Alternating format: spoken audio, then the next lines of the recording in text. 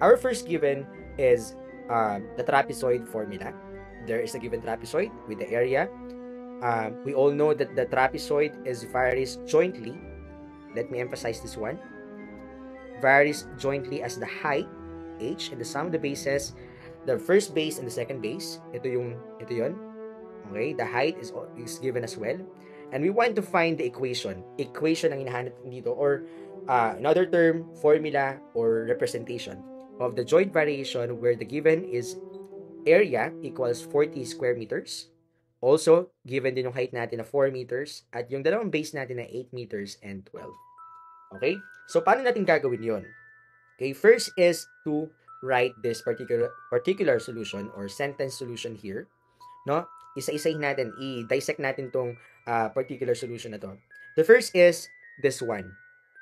Okay? So, meron tayong the area and we all know how do we represent the area. That is A.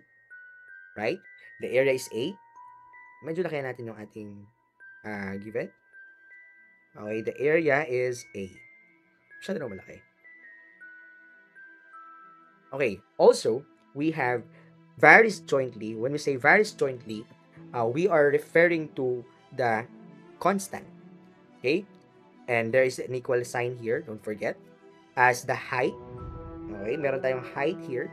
And the representation would be the h. And the sum of the bases, we all know that there are two bases in trapezoid, this one and this one. We want to get the sum of that trapezoid. So, meron tayong base of 1 plus the second base. At basically, multiply lang natin yung tatlong yan. Okay? For us to do that, allow me to write the formula here. Area is equal to K times the height times the base 1 plus base 2. Bakit mo kailangan gawin yan? Okay? Because at the end of the day, we want to find the equation or the formula representation of this given trapezoid. Para magawa natin yon, una, hanapin natin si K. So, if we want to find the K, then we use this representation.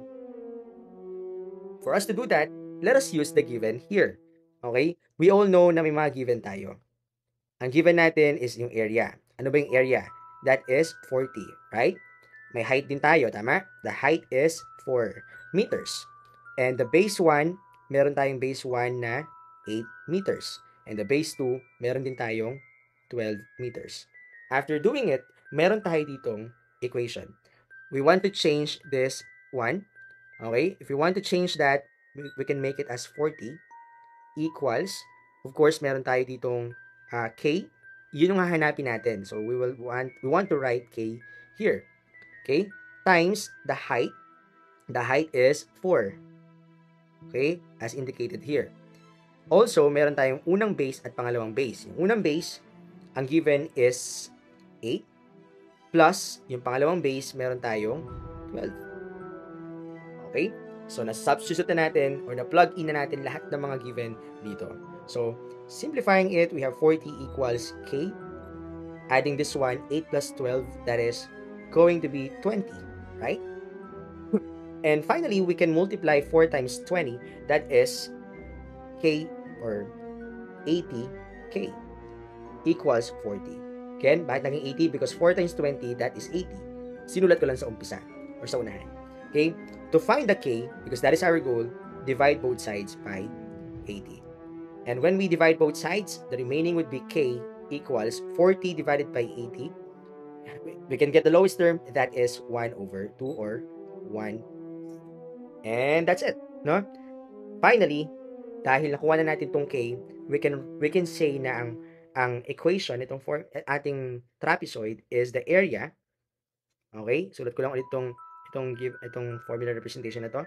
This time, yung K, papalitan na natin siya ng 1/2. Right? Tapos, meron tayong H. Tapos, meron tayong sum ng dalawang bases. Okay? At dahil equation lang ang hinahanap natin, ito na yung magiging final answer natin. You know what? This is the formula for the trapezoid. Okay? That is the formula for the trapezoid. Hinahanap lang natin dito yung constant niya para makompleto natin yung kanyang representation or yung mismong equation. Okay?